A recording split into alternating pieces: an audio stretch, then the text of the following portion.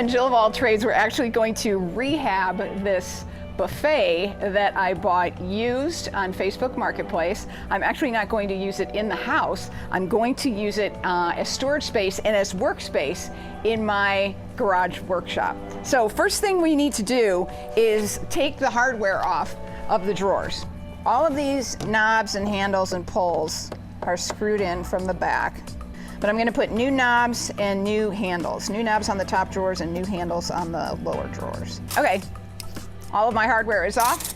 Now it's time to patch a couple of these holes, some of these extra holes that were left by some of the hardware. So to do that, we're going to use some of this. I love this Durham's water putty. It's great for patching all kinds of things. I've used it many times before. I'm going to patch these holes with this. We just put a little bit in a paper cup or a little container.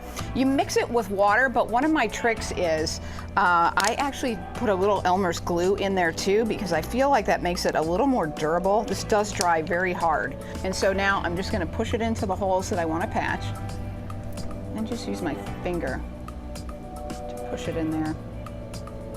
And you can even leave it a little high because I can come back and sand off the extra.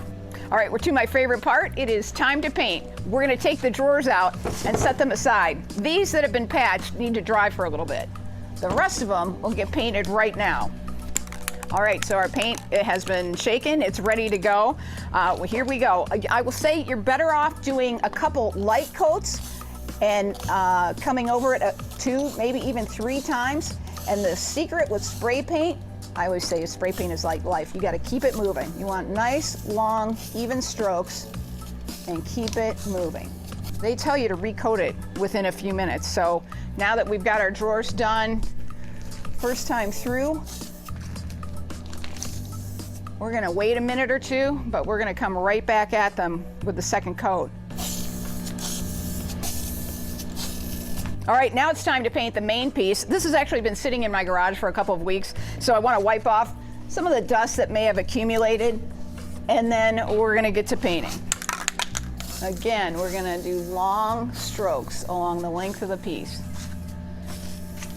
In fact, if you can take it right off the edge and come back on, that's how you get the best finish.